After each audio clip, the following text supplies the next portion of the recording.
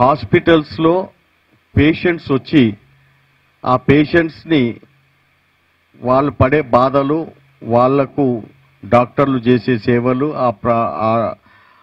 అదొక ఫికర్ ఉంటుంది అనమాట. అంటే ఏ విధంగా ఆ పేషెంట్ బాగవుతాడు, ఎప్పుడు బాగవుతాడు, ఎట్లా చేస్తుంటాడు, ఆ డాక్టర్ ఏ విధంగా వాళ్ళని చూసుకుంటుంటారు అనేది ఒక ఆతృత మన లోపల ఉంటుంది.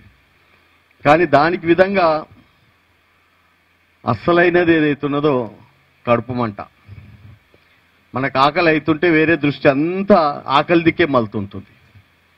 రాగానే మనం ఎత్తుకుంటుంటాం వాళ్ళు వెంబడి తీసుకొచ్చిన వాళ్ళని, వాళ్ళ చుట్టాలు కానీ వాళ్ళ వెంబడున్న అంటే పేషెంట్కి ఎప్పుడు కూడా వచ్చేవారు ఎవరైతే వాళ్ళ ఆత్మీయులు వస్తుంటారు ఎక్కువ. ఒకవేళ ఒక భర్త ఉంటే భార్య కానీ పిల్లలు కానీ వాళ్ళందరూ ఉంటారు. ఒకవేళ వాళ్ళ కొడుకుంటే కోడలు వాళ్ళు ఉంటే దాని సంగతి మీ అందరికి తెలుసు. కానీ ఒక దిక్కు మనం అంటుంటాం, అంటే పెద్దలు సామెత ఉంది, ఆల్రెడీ చేయడం, మళ్ళీ ఇక్కడ కూడా 180 మందికి వీళ్ళు ఇక్కడ చేయడం. అంతేకాకుండా మన అక్షయ పాత్ర అనేది అయితే వీళ్ళ ఉందో దానికి కూడా mid day meals programmes. Mid day మీల్స్లో నాణ్యతమైన ఫుడ్ అనేది చాలా దగ్గర కరువు ఉన్నది. చూస్తూనే ఉన్నారు, ప్రభుత్వాలు ఎంతో కష్టపడుతుంటాయి.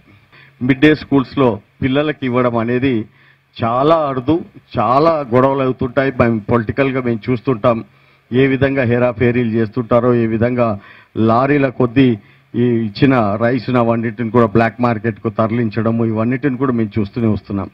కానీ అటువంటివి కూడా అరికట్టడానికి ఇవాళ నిజంగా కూడా హరే రామకృష్ణ వాళ్ళు ముందుకు వచ్చి మంచి కిచెన్స్ ఏర్పాటు చేసి, చాలా అంటే ఒక హై లెవెల్ హోటల్స్, 5 స్టార్ హోటల్స్లో ఏ విధంగా కిచెన్స్ ఉంటాయో అదేవిధంగా కిచెన్స్ని కూడా నీట్నెస్, మంచి శుభ్రతతోటి, ఆరోగ్యంతో అవన్నిటిని కూడా చేయడము, ప్యాక్ చేయడము, ట్రాన్స్పోర్టింగ్ చేయడం కొన్ని డిస్ట్రిక్ట్లలో ఆల్రెడీ వాళ్ళు కవర్ చేస్తున్నారు.